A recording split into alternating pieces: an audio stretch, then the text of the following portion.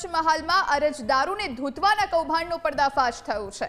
પુરવઠા અધિકારીની તપાસમાં ચોંકાવનારી હકીકત સામે આવી। સામાન્ય અરજદારો પાસેથી વધારે રૂપિયા લેવાતા હોવાનો પર્દાફાશ થયો। ઝેરોક્સ અને સ્ટેમ્પ પેટે નાણાં ઉઘરાવાતા હોવાની હકીકત સામે આવી। રેશન કાર્ડમાં ખોટી રીતે રૂપિયા લેતા હોવાનું પણ તપાસમાં ખુલ્યું છે। જવાબદાર કર્મચારીઓ સામે કાર્યવાહી શરૂ કરવામાં આવી। વેશપલટો કરી એચ.ટી. મકવાણાએ તપાસ હાથ ધરી હતી। વેશપલટો કરી સામાન્ય અરજદારની જેમ કામગીરીના પારખા કરવા માટે તેઓ પહોંચ્યા। 5 જેટલા રેશન કાર્ડ ધારકોને સાથે રાખી અને તપાસનો ધમધમાટ કરવામાં આવ્યો।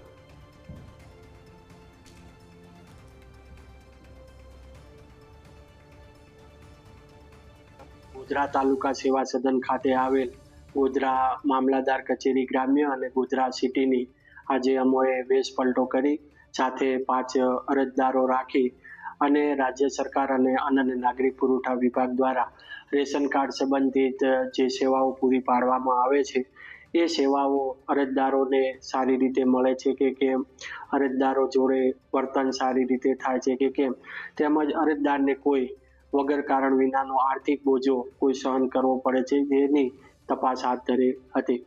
આ તપાસ દરમિયાન એ ધ્યાને આવેલું કે અરજદારને જે નામ કમી કરવાનું હોય છે, નામ ઉમેરો કરવાનો હોય છે, જેવા તમામ જે સેવાઓ છે, નામ રેશન કાર્ડનું વિભાજન કરવાનું હોય છે, અરજદારો પાસેથી એફિડેવિટ કરાવવામાં આવે છે। નાગરિકોએ જુદી જુદી જગ્યાએ જેમ કે સ્ટેમ્પ લેવો પડે છે, પછી સ્ટેમ્પના જે પૈસા છે 50 થી 60 રૂપિયા લેવામાં આવે છે, પછી એફિડેવિટ લખાવવું પડે છે, એક્ટિવિટીમાં ફોટો પડાવ, આમ કરીને કુલ 250 રૂપિયાનો આર્થિક બોજો સાવ કારણ વિના સહન કરવો પડે છે એ ધ્યાને આવેલું છે। તેમજ સ્ટેમ્પ વેન્ડરો છે એ 50ના સ્ટેમ્પના 60 રૂપિયા લે છે, 100ના સ્ટેમ્પના છે 120 રૂપિયા લે છે। તેમજ ઝેરોક્સ જે કમ્પાઉન્ડમાં આવેલી છે એ ઝેરોક્સની અંદર પણ 5 રૂપિયાનો જે ભાવ લેવામાં આવે છે એક ઝેરોક્સનો, જે પણ ખૂબ જ વધુ પડતો છે।